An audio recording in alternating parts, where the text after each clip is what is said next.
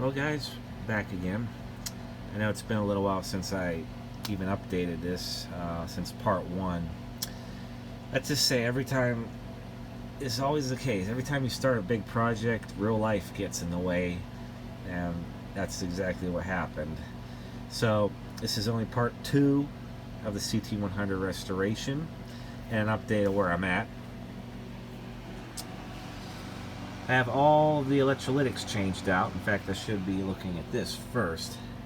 These are all the electrolytics that were underneath the chassis, and naturally every single one of them tests bad. The minimum they're off by about, I would say, 100 to 200% of their rated value. This one right here is a 1000 microfarad 6-volt bipolar electrolytic. Just for comparison, here's its replacement, here's the original right there. Huge size difference.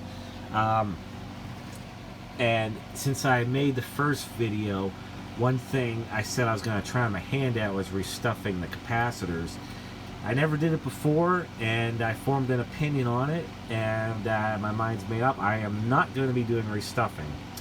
The whole purpose is to leave the original aluminum cans on top of the chassis for aesthetic reasons, so it would still look original on top. As you can see, they are still there, but they are disconnected. There's enough room. I just wired in the electrolytics underneath the chassis. My reasoning behind this is there's really two methods of doing this to an electrolytic can. In fact, I'll get one where, and here's an example right here. There's two methods to which you can restuff an electrolytic. One is by cutting the electrolytic can on the top, probably about right there where that lip is, restuffing it that way. Then you gotta glue it back down the top of the can back to the base, and that isn't going to be perfect. And not only that, you sometimes gotta use do the epoxy just right so it blends in. I'm like, no, I mean, and the other part is to uncrimp it on the bottom, pull everything out, and that, after doing one of them like that, that was just way too much work for just one. When the whole point is, I'm gonna leave it undisturbed. Leave the original electrolytics completely undisturbed and original, and wire them underneath. One more thing I'll mention in regards to restuffing caps. My other problem is, what happens if you do have a failure on one of the new electrolytics you got, like it was hooked up wrong, or there's something simply went wrong and you had to replace it. You'd have to tear that whole thing apart, causing more damage to the original cap just to get the original, get it back out and redo. So like if something were to happen here, all I can do is pull the chassis, pull the cap out, and done. That's my other reason for my decision to go this route. So again, aesthetically up top, it'll still look the same as it always has,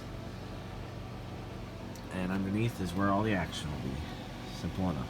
As for how I did them underneath, since like example a 4-section can, here's one right here, and how I did that to make it easy was just, put the grounds, put the grounds in the middle, tie them together, solder them, and use a wire to connect it to chassis ground.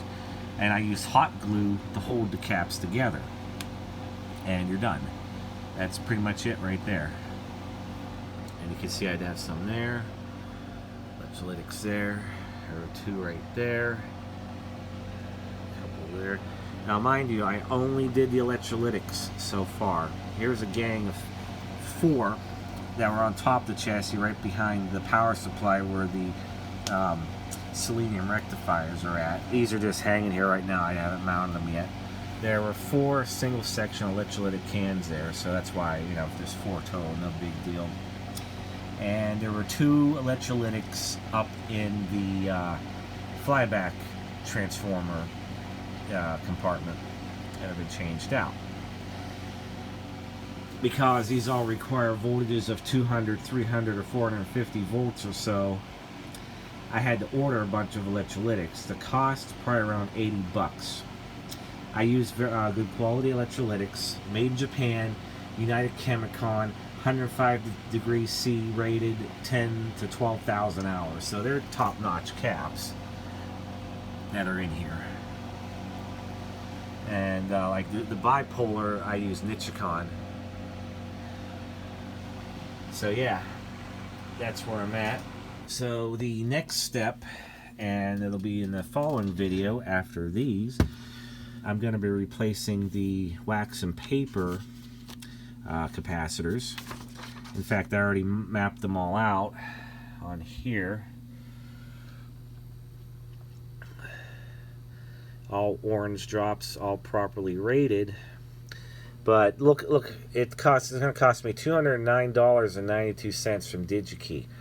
So restoring this, I'm probably close to $300 into it. So it's not going to be a cheap restoration, but totally worth it nonetheless. But that said, everything's going along smoothly.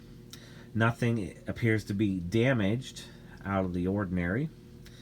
And we'll just keep moving on and go from there. Like I said, if I get the caps in, start changing them out. There were 20 of these 0.1 microfarads. And just for example, 20 of those runs me about $54. So yeah, I had to put 20 of the, I had to order 20 of these in orange drops, and it's going to be $54. And so yeah, we'll get all the wax and paper caps changed out. There's mica mold, mica capacitors. I'm going to check them just to be sure they're okay.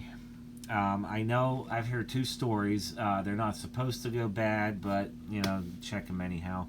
And then you have the ceramic disc caps, and these should not go bad at all. And also I'm going to have to test all the resistors, because in part of my recapping, I tested this resistor right here and it's off value. However, I tested another one while I was doing it, and it tests just fine. So it's going to be hit and miss, it looks like, with the resistors. The resistors that are still good, leave them alone. The resistors that are bad, I'm going to have to change out. I'm going to have to order a bunch of carbon composition resistors when I go to do this.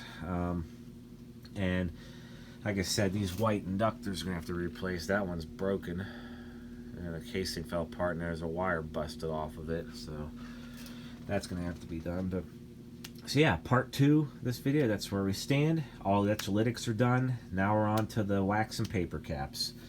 So expect in a few weeks, if not probably about a month. I work on it an hour or two every evening so I get it done. But yeah, here you go. Here's all the bottom electrolytics. All the top ones are still in place for aesthetic reasons. There you go. Thanks for watching. Hit like and subscribe.